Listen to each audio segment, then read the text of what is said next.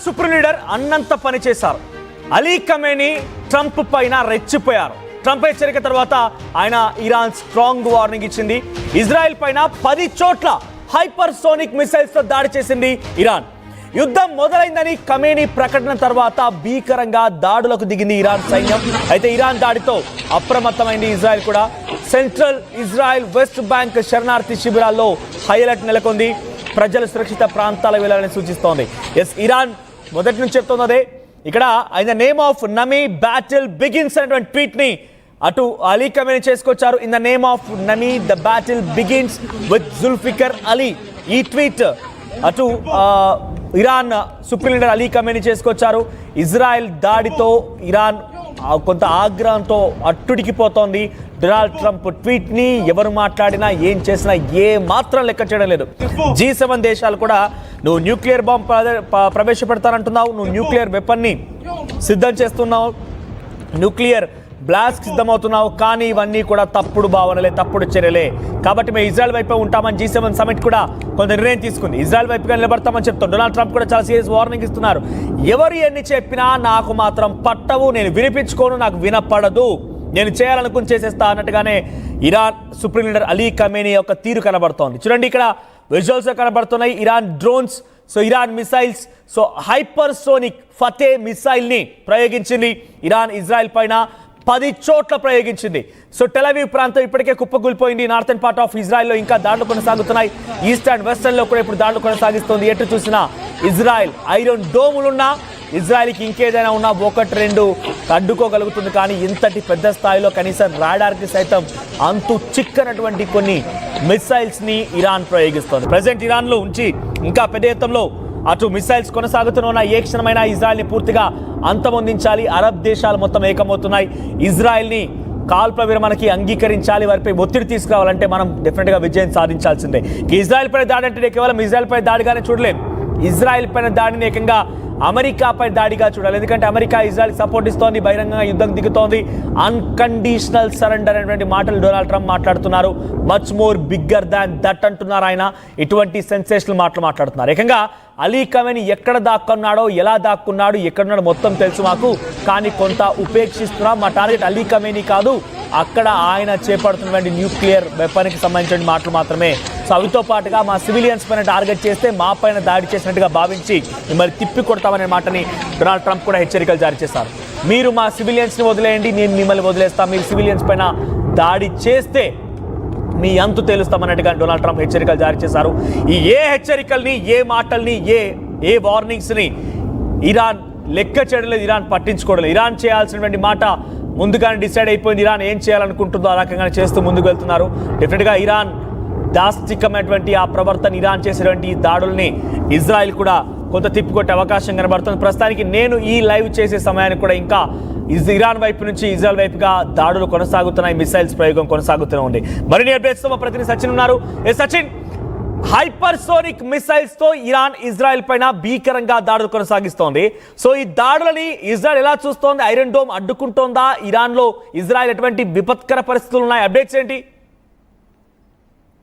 Situation గురించి మాట్లాడుకున్న సందర్భంలో ఇటు ఇరాన్ కి సంబంధించి, ఎందుకంటే ఎప్పుడైతే డొనాల్డ్ ట్రంప్ వార్నింగ్ ఇచ్చాడో, డొనాల్డ్ ట్రంప్ ఇచ్చిన వార్నింగ్ తో ఇరాన్ మరింత రెచ్చిపోయిందా అంటే ఎగ్జాక్ట్ గా అవునన్న మాట వినిపిస్తుంది.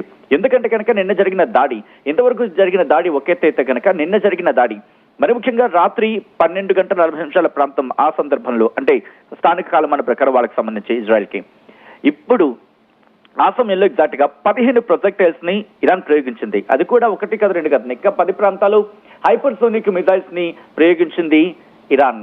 ఈ నేపథ్యంలో ఇజ్రాయెల్ ప్రభుత్వం అక్కడ ప్రజలను కూడా అలర్ట్ చేసింది. సెంట్రల్ ఇజ్రాయెల్ అలాగే వెస్ట్ బ్యాంక్ లోని కొన్ని శరణార్థి శిబిరాలకు కూడా సంబంధించి వాటికి కూడా అలర్ట్స్ ని జారీ చేసింది. మిసైల్ దాడి జరుగుతుంది అని చెప్పి ఎప్పుడైతే ఇన్ఫర్మేషన్ అందుకో ప్రజలు వెంటనే కూడా వాళ్ళు బంకర్లోకి వెళ్ళిపోయారు, సురక్షిత ప్రాంతాలకు తరలించారు. అయితే ఫతే-1 కి సంబంధించి ఫతే-1 మరి ముఖ్యంగా రేంజ్ 1400 కిలోమీటర్ల రేంజ్ నింది. దీంతో ఇరాన్ ఇజ్రాయెల్ మీద దాడికి పాల్పడిన పరిస్థితి 5 నిమిషాల్లోనే టార్గెట్ రీచ్ అయిందంటే అర్థం చేసుకోవచ్చు, ఆ చర్చ జరుగుతుందంటే అర్థం చేసుకోవచ్చు. దాని ఇంపాక్ట్ కూడా చాలా కఠినంగానే ఉంది. మరి ముఖ్యంగా ఇరాన్ దగ్గర ఉన్న ఈ ఫతే-1 హైపర్సోనిక్ మిసైల్ ధ్వని వేగం కంటే, అంటే సౌండ్ కంటే 15 టైమ్స్ 15 రెట్లు ఎక్కువగా వేగంతో దూసుకువెళ్తుంది. ఫస్ట్ మరి ముఖ్యంగా స్పేస్ లోకి అంటే దాదాపుగా మరి వాతావరణం దాటి వెళ్తుంది. అక్కడికి చేరుకున్న తర్వాత అక్కడి నుంచి మళ్ళీ తన ప్రయాణాన్ని తన టార్గెట్ వైపు చేరుకుంటుంది. సో ఈ నేపథ్యంలోనే 1400 కిలోమీటర్ల దూరంలో ఉన్న లక్ష్యాలను కూడా ఖచ్చితంగా అది ఛేదించగలదు. అది కూడా నిమిషాల వ్యవధిలోనే, పూర్తిగా 5 నిమిషాల్లోనే ఛేదించగలడం దీని ప్రత్యేకత మాట్లాడుకోవాలి. మరి ఇక్కడ ఇజ్రాయెల్ దగ్గర ఉన్న ఎయిర్ డిఫెన్స్ సిస్టమ్, మరి ముఖ్యంగా ఐరన్ డోమ్ కావచ్చు, లేకపోతే డేవిస్ లింక్ కావచ్చు, లేకపోతే ఎయిర్ 1, 2, 3 అని ఉంటూ ఉంటాయి. అవి ఎందుకు ఫెయిల్ అయ్యనే మాటకి సంబంధించి మాట్లాడుకున్న సందర్భంలో ఇక్కడ వినిపిస్తుంది ఏంటంటే కనుక ధ్వని వేగం కంటే అది ధ్వని కంటే 15 రెట్లు వేగంగా దూసుకోగల క్షిపణిని డిఫైన్ చేయడం, దాదాపుగా 1 నిమిషం వ్యవధిలోనే డిఫెన్స్ చేయడం అనేది చాలా కష్టతరం అవుతుంది. అది డేవిస్ లింక్ అయినా, లేకపోతే ఏరో అయినా, లేకపోతే ఇటు ఐరన్ డోమ్ అయినా. ఈ నేపథ్యంలో వాటిని డిఫెన్స్ చేయలేకపోయింది, వాటిని ఎదుర్కోలేకపోయింది. అఫ్ కోర్స్ అప్పటికి కొన్ని ఛేదించింది. బట్ ఒక 100 వచ్చాయనుకుందాం, 100లో ఒక 60 లేకపోతే 70 ఒక 80 మహా కష్టంతో ఒక 90 అవి ఢీకొట్టగల. కానీ పూర్తి స్థాయిలో ఢీకొట్టడం, పూర్తి స్థాయిలో వాటిని నిర్వీర్యం చేయడం, పూర్తి స్థాయిలో వాటిని గాల్లోని నిర్వీర్యం చేయడం వాటి తరం కాదు. సో ఈ క్రమంలోని దాదాపు 1 కాదు 2 కాదు, ఏకంగా ఫతేవన్ కి సంబంధించి మిసైల్స్ ని ఉపయోగించిన సందర్భంలో మొత్తం 11 టార్గెట్లు చేసిందంటారు. 11 టార్గెట్లను అక్కడ ఎక్కుపెట్టింది అనేది సోషల్ మీడియా వేదిక జరుగుతున్న చర్చ అంటే అర్థం చేసుకోవచ్చు. సో ఇక్కడ ఫతే టెల్ అవీవ్ కి సంబంధించి ఐరన్ డోమ్ కాస్త అయితే మాత్రం కాయగలిగింది. అయితే ఇప్పుడు ఎలా వెళ్ళబోతుంది? ఎందుకంటే ఇజ్రాయెల్ టెహ్రాన్ సమీపంలో, అంటే ఇరాన్ కి సంబంధించిన రాజధాని టెహ్రాన్ సమీపంలో ఖోజీర్ మిసైల్ ని సంబంధించి ఆ ప్రొడక్షన్ కేంద్రం ఉంటుంది, దాన్ని టార్గెట్ చేసింది. దీంతో పాటు ఇరాన్ బలిస్టిక్ మిసైల్ ప్రోగ్రామ్ ని ఇది అత్యంత కీలకమైన మాట్లాడుకుంటుంటారు. 2024లో కూడా ఇజ్రాయెల్ దీని మీద దాడి చేస్తున్న పరిస్థితి ఉంది. ఇప్పుడు ఈ ఫతే 1 కి సంబంధించి మాట్లాడుకున్న సందర్భంలో మనోజ్, ఇది గంటకు సుమారుగా 18,000 కిలోమీటర్ల వేగంతో ప్రయాణించగలదు. సాధారణంగా అంటూ ఉంటాం కదా మనం 400 కిలోమీటర్స్ పర్ అవర్ అని చెప్పి, ఇది ఏకంగా 17,900 కిలోమీటర్స్ పర్ అవర్ వేగంతో ఇది ప్రయాణించగలదంటే అర్థం చేసుకోవచ్చు ఈ వార్ హెడ్ కి సంబంధించి ఎటువంటి సత్తా ఉంది అనేది. సో ఇది తన ప్రయాణ మార్గాన్ని మార్చుకోగలదు, సామర్థ్యం, అటువంటి క్యాపబిలిటీ దీనికి ఉంది. ఈ హైపర్సోనిక్ క్షిపణుడికి ఇటువంటి స్పెసిఫిక్ సిస్టమ్ అనేది ఉంటుంది. దీని సామర్థ్యం కారణంగా ఇది అంతలా డ్యామేజ్ చేయగలిగింది. సుమారు గంటకు 6,100 కిలోమీటర్ల వేగంతో ఈ క్షిపణుడు ప్రయాణిస్తుంటే అర్థం చేసుకోవచ్చు. శబ్ద వేగం కన్నా 5 రెట్లు, సమ్ టైమ్స్ అది 15 రెట్ల మాట వినిపిస్తోంది. సో ఇలా అయితే మాత్రం ప్రస్తుతం ఆపరేషన్ ట్రూ ప్రామిస్ సంబంధించి 3గా వెళుతున్న సందర్భం అంటూ కూడా చర్చ జరిగిందంటే అర్థం చేసుకోవచ్చు Manoj. Right, thank you Sachin. So మొత్తం మీద ఫతే మిసైల్ ని ప్రయోగించింది, హైపర్సోనిక్ మిసైల్. ఇది మా ప్రతినిధి సచిన్ చెప్తున్నట్టుగా చాలా క్లియర్ గా ఇది గంటకి సుమారుగా 15,000 వరకు ఉంటాయి. అంటే ఎగ్జాక్ట్ గా 13,999 కిలోమీటర్లు, near to 14,000 kilometres per hour, గంటకి 14,000 కిలోమీటర్ల వరకు వేగంతో ప్రయాణించగల సామర్థ్యం ఉంది ఈ ఫతే మిసైల్. అయితే ఇక్కడ మీరు గతంలో వినే ఉంటారు ఈ ఫతే మిసైల్ అనేది